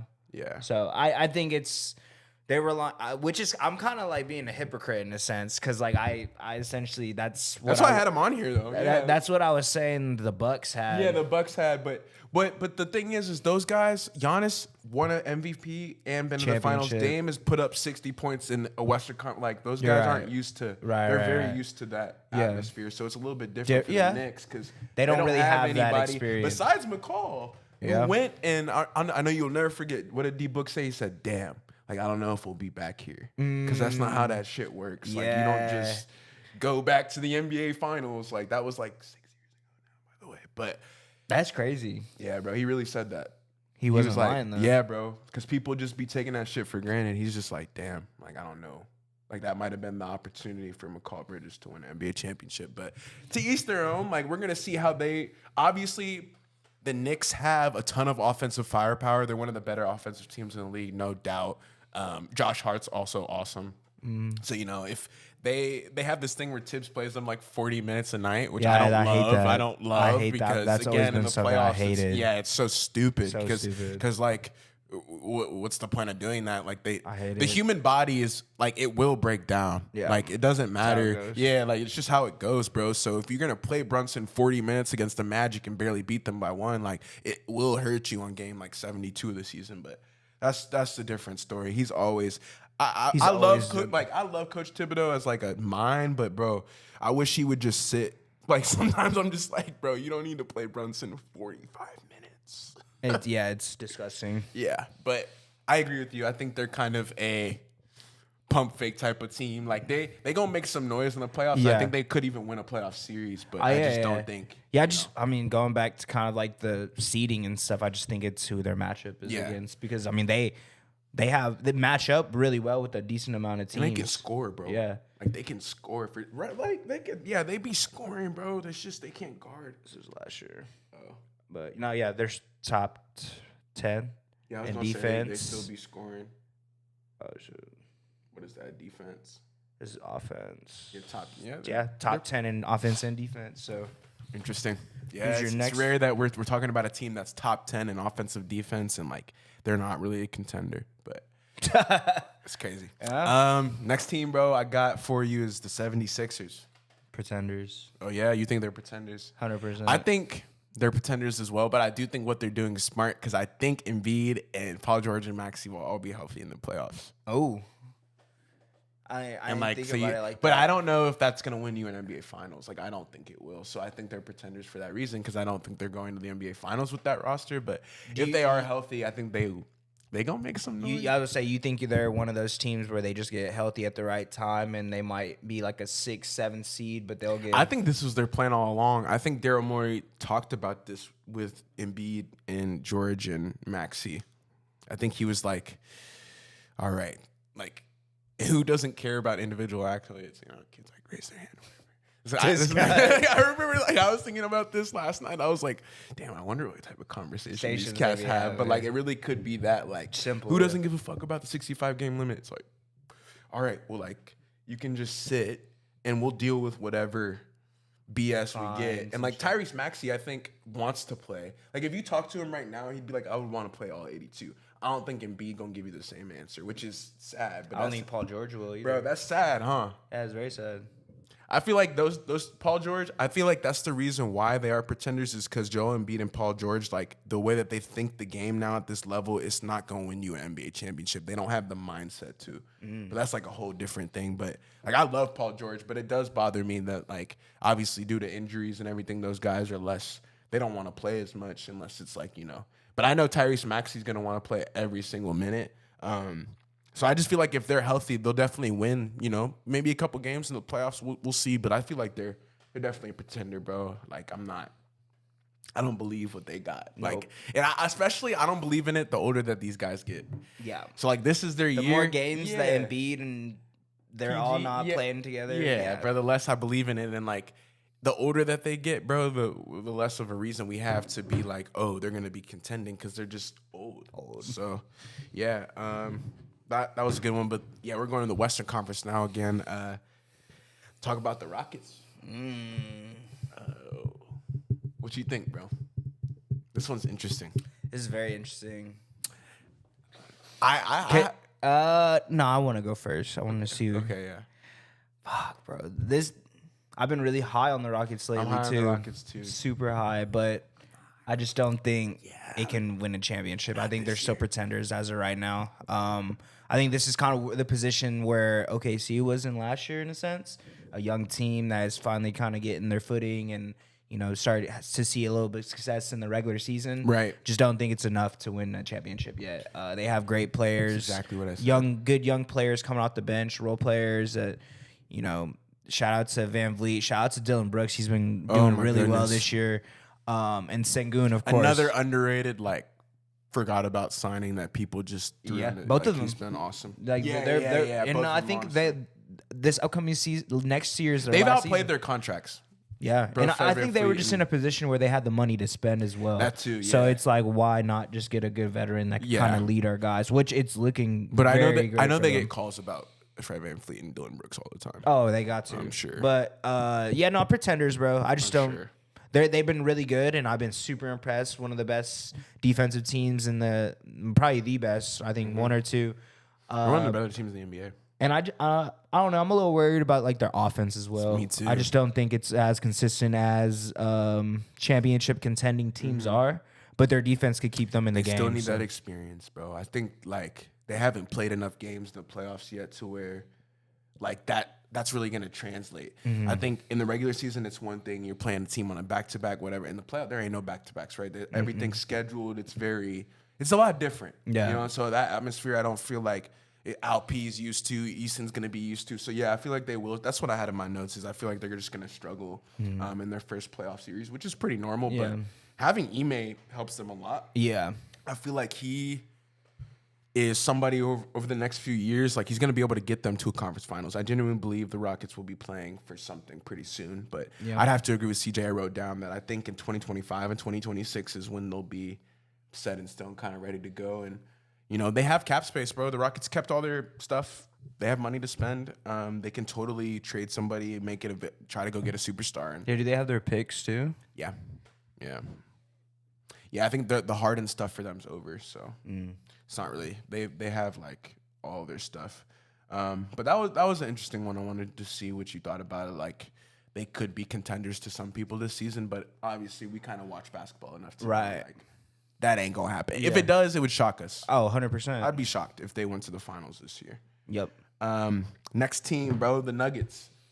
I mean, I could, bro. I think they're contenders, bro. Yeah. And I think it's because of the continuity that they had on their roster, even with guys like Christian Braun, Strada, like they've been there for a couple of years, and Jokic and Murray, bro, they just turned it up to a different level in the NBA playoffs. So I feel like if they're healthy, bro, you have to.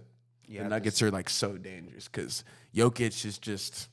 I mean, he. I feel like a bad matchup for them is actually the Thunder. I feel like they would lose to the Thunder. So if they play the Thunder, I feel like they could lose. But any other team than that, I feel like they could go to the NBA Finals again. Like, it's just kind of set in stone that way. I feel like they got really unlucky with the Timberwolves last season as well. They just caught them at a really bad time. But I think we'll talk about them. They're one of our wildcard teams. Like, I don't think they're going to be that this season. Mm-hmm. So luckily, if the Nuggets don't have to worry about the Timberwolves, I wonder what the Nuggets could be, right? So, yeah, that's kind of – I have them as, like, a real contender, low-key, just because their playoff pedigree and what they've already shown they can do over the last 5 years. And if Jokic and Murray and Gordon and Porter are healthy, bro. Yeah, I was about to say. Yeah, there's not too many teams that are better than that, especially with the experience that they have. So, yeah, I'm sure you agree. Yeah, I agree too. Contenders for sure. There's not really too much to say about that one.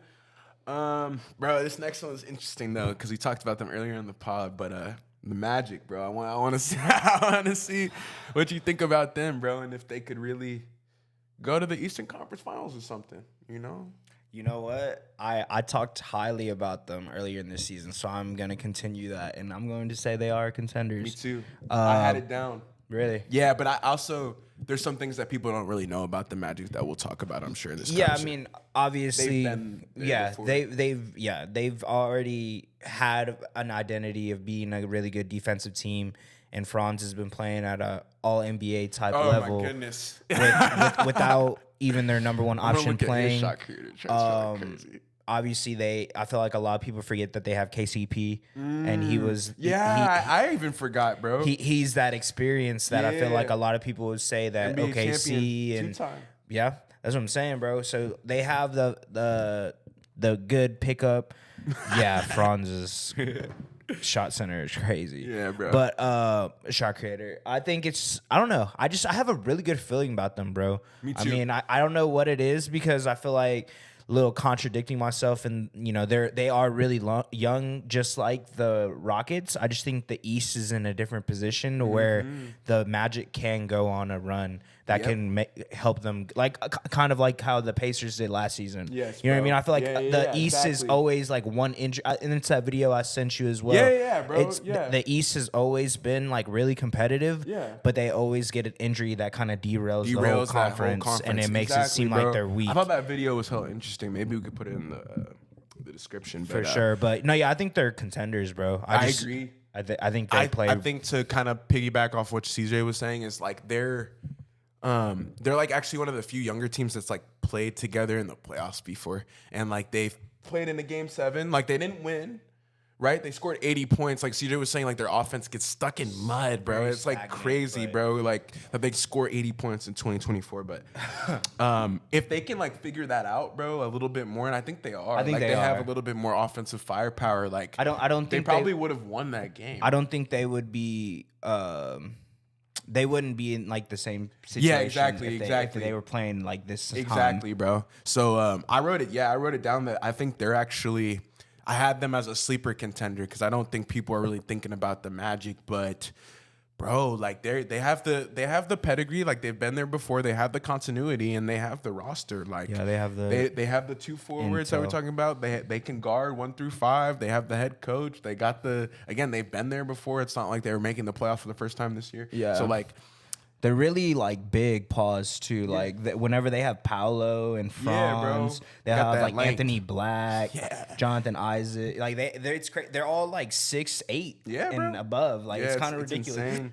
So my whole thing with them was their offense, and if they keep this up how they've been this whole rest of the season, there's no reason why they shouldn't be a contender for anybody.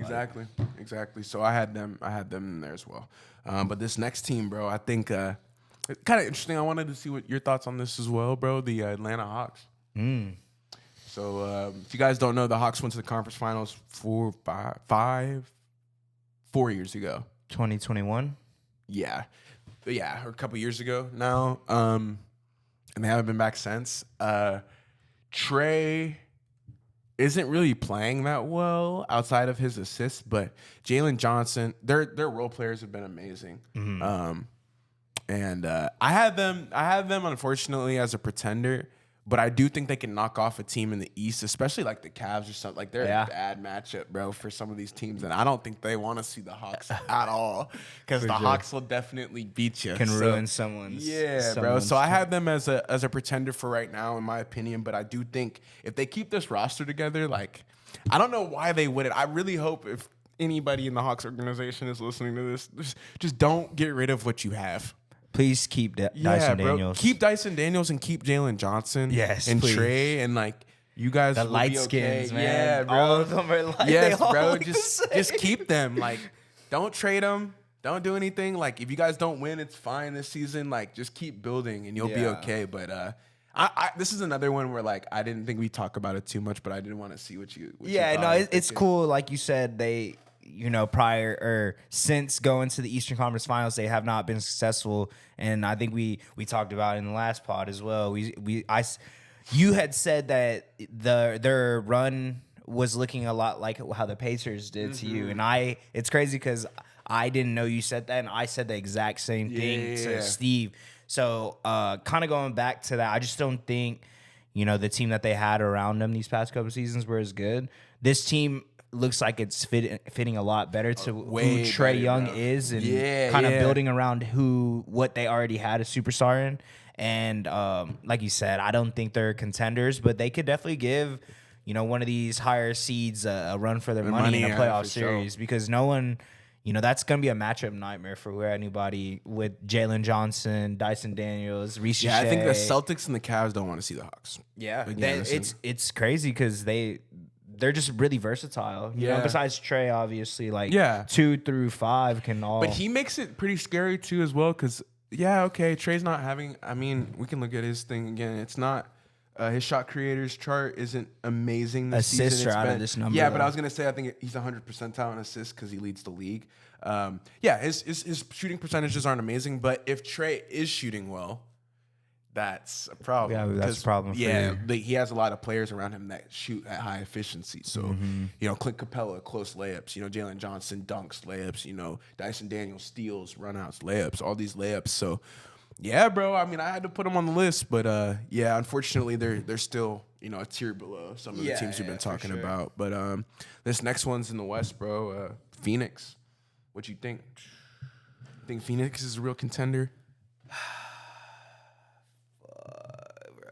Honestly, nah, I don't think so. Really? I don't think so, bro. I do. I just don't. I don't think they can. I don't think they're gonna be all healthy by the time the playoffs starts. I think they will. Really? And I think the addition of Tyus Jones is gonna completely change the way that they play in the playoffs. Because if you guys remember last year, that's true.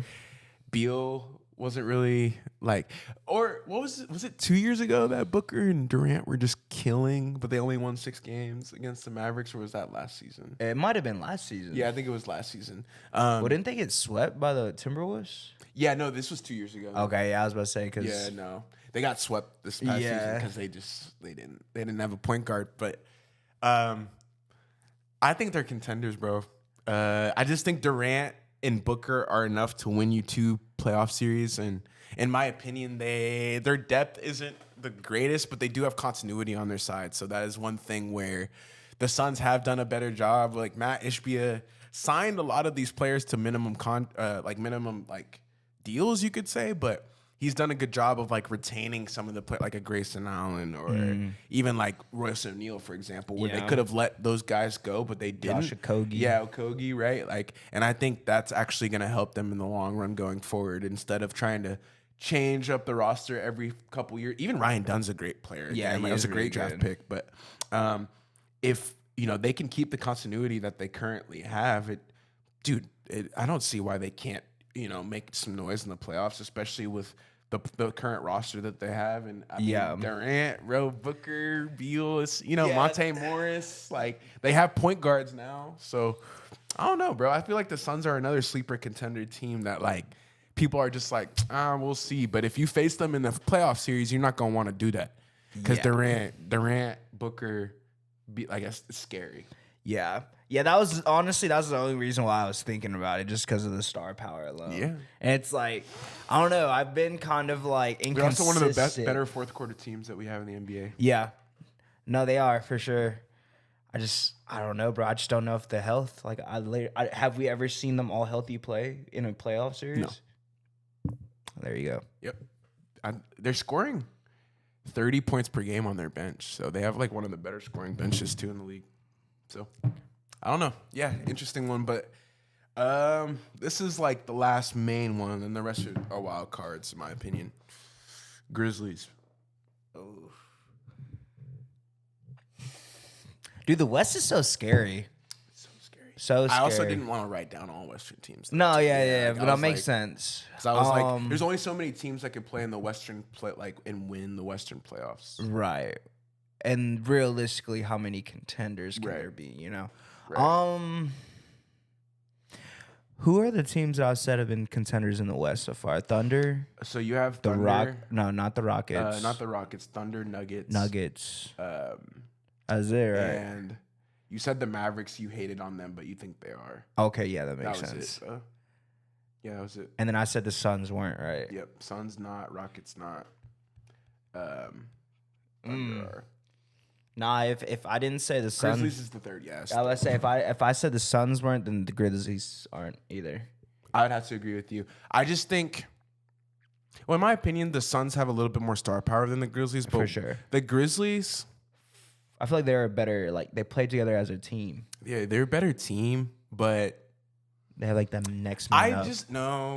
I'm gonna say it. Like, I got some hot shit to say. I just don't think the way that Ja plays is like gonna get you to the NBA. Again, he just doesn't hit enough threes for me, bro. Like, and there's something to be said. Like, you have to be able to stretch the defense. You have to be a threat to be able to hit 5 to 10 threes in a game. That's why Wembanyama is so scary.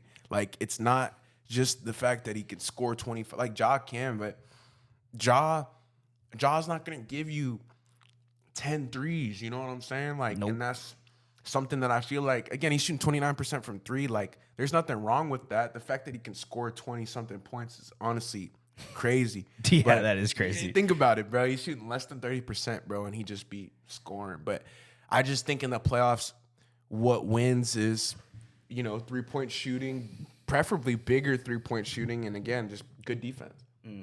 The Grizzlies have pretty good defense. They have good defense. But their superstar that they've surrounded, like, it's just not. That's why I think, Durant and Booker are so scary because, like, they can hit those threes. So, like, when you're hitting threes, there's so much variance. That's what I'm looking for. Like, you just don't know because if somebody hits 10-3, like, it's wraps. It's pretty hard to win a basketball game. No, for sure. But, yeah, I have them as pretenders as well. I think their deficiencies really do show up in the playoffs because they play the same team over and over again, and you can kind of see, like, okay, You can kinda, like, you can kind of see where the Grizzlies struggle. But out of any year in the last couple of years, I feel like they have a good chance to make a run this season. Yeah. Just with the roster that they have, and if they can stay healthy, I mean, I don't see why they wouldn't. So, yeah. But yeah, no, these last couple ones, I just wanted to see if you think they can make a little playoffs run because I don't think they're going to the finals. Right. So that's why I have them in the wild card. So they're not really a pretender, but it's more so like you think this team can make a little run. Okay. Clippers. Hey, they're Yeah. I would say they can. They could probably, potentially win a series in the one playoffs. playoff series. Right. Yeah, I was thinking that they don't have like this the player. Like if Kawhi is there, I don't know. Actually, they really could win a playoff series or two if he's really healthy and playing the way that we know Kawhi could play. But yeah, I just don't think. I that think they're just based off of like the way James Harden has been playing alone this season with Norman Powell, I think that they could give a team like a 7-game series for sure. Yeah, I just wanted to show some love to them because they were also hooping and like I didn't think they were a contender, but like Nah, they're a top seed in the West for sure. Yeah, they're top 4 right now. Top 6. 6. Yeah. So It's fine. Next team that I had was the Timberwolves. This season, though. This season's Timberwolves. I don't think they're going to win a playoff series. Yeah. I don't think so, bro. I don't know. I just haven't really been impressed with them this season. Yeah, I also I think they're missing. Not that Mike Conley can't handle the ball and can't be a good. I think they're missing a younger point guard like Rob, like somebody who's younger, more athletic, who can play more minutes. They're really missing that right now. That's why I think they're missing Cat right now. Oh, bro, yeah, they're missing everything. That's But crazy. I just think Ants had a lot of pressure on him to really handle the rock. Right. And so that's brought his kind of value down, you could say, as opposed to last year when all he really needed to worry about was dunking on people and guarding people and making sure that he could hit some threes. Right. Now he's shooting, 11 now. threes a game, trying to be a playmaker, so it's a lot harder. His efficiency. Yeah, but it's okay. I agree, though. I was going to say the Timberwolves are an interesting one I want to talk about because I was like, I don't think that they're going to. I don't think so either. But the next one I have is the Warriors. Oof. I think they could. Yeah? Yeah, just off of like. I was going to say they're actually somebody I think they could, I don't think they're going to make the finals. No, I don't think they're going to. But if their team's gelling at the right moment, bro, they could make a run to the Western Conference Finals. And, hey, anything goes with Curry. I was about to say, it's been what it's been pretty much for the past decade in this Yeah. league. It's like anytime you watch Steph Curry play, you're never really. Like, he's never really out of a game, essentially. sure. You could be down by 15, and before you know it, it's tied up. Yeah, no, for sure. Like, it's ridiculous. I feel like they also have the role players. Too, Yeah, they just have yeah. like we've been saying it this whole episode, the continuity, and they just have a good system. And like you said, coach, Buddy yeah. Hield has been on a little stinker as of late, but who's telling that he won't heat up by the end of the come playoff time? And he's Right. doing what he was doing at the beginning of the season. Oh, hell yeah. I agree Pods with that. as well. Yeah, Pods. Kuminga, Yeah, Kuminga. Wiggins. Their guys just have so much experience, so it's really hard to write them off. Going to my next team, though, bro, what do you think about the Heat? They going to win a playoff series this year? Fuck, it's so crazy. I wouldn't be surprised at this point just because of who the Heat are. Yeah. But I don't. I have them, think, no. I was gonna say I don't They're think not that so. good. Yeah, I don't Yeah. think so. But I wouldn't be surprised. But injuries, man. Yeah, bro. Is it's that just, crazy to say? No, 'Cause that's I why feel I like had that's- the Warriors and the Heat kind of remind me of each other, just different conferences. Right. Like if they're the Warriors in the play-in, you still got to worry about them because they've been same Right. with the Heat. They haven't gotten rid of anybody, so Yeah. all those guys are used to playing together. Yeah. and they've been They know to what the it takes finals. to win. Yeah, for Yeah. sure. So they know what it takes. But to win I a- just don't think it's crazy. Like I wouldn't be surprised if they won a playoff series, but I'm not expecting them to. yeah, facts.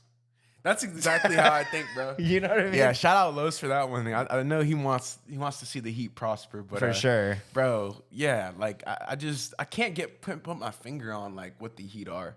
So that was tell another you. one that was interesting. But going on our next one, it's actually the last one I had written down. So if you have any more, bro, I'd love to hear it. But I'm pretty sure I got everything. Pacers. What you think? I think they're pretenders, bro. Bro, I think so too. I just don't think they're as good as they I had used to put them in there because last season. Yeah, I don't know, bro. I think, I'm never hoping for anyone's fall off or anything, No, but never. Tyrese's game is just not, he must be injured or something's going on because he's not playing like how he was. I mean, he's been having great games, once every week, but it's not as consistent as it has been since the play-in tournament last year. Yeah. You know what I mean? And then I think we go back to it's like his injury that he's been getting and stuff. But I don't know. I feel like that team obviously went all in with Tyrese. So it's Nothing wrong with that. Nothing wrong with it. Of course, like I'm actually super dope they did, but now you're kind of seeing, when it go, if that goes the wrong way, Right. how your team is going to be in I think line you bring up a for really success. good. Yeah, like I unfortunately think the Pacers handicapped themselves to signing him to $300 million because I think they were assuming he was going to be averaging 25 10. with 10. Yeah. But when you get 18 and 9, like CJ's saying, I don't know if that's worth $320 million. And on top of that, the fact that you gave him that money already just goes like you're limited in your future because Yeah, you pigeonhole yourself in a Right. sense because you it's handicapped yourself. Yeah. So yeah, that was the list, man. all these teams obviously can make a run at any given moment. That's why they're on the list in the first place. So any team on here, you know, it's crazy. I didn't have the Lakers in there. So I don't think the Lakers are really going to do anything, but that's just me. But yeah, I mean, it's kind of what I got. Yeah, bro. I didn't put my Lake show on there because I just don't think that we're going to make any noise in the West. I think there's a lot of teams better than us right now. Even the Clippers are better than us right now. Yeah. Yeah, they're kings of LA. I hate to say that, but Yeah, it sucks. yeah, it fucking sucks. I never thought I'd say that. But it is what it is. We're here today on December 4th or 5th? December 4th. Yeah, on the 4th. Yeah, I think Inglewood. that's it from James everyone Harden. here. If y'all like this episode of 3-Man Weave, don't forget to leave a like, comment, subscribe, and we'll catch y'all next time, man. Yeah, for sure, Peace. man. 3-man. Thunder up, baby. Late show, let's go. All right.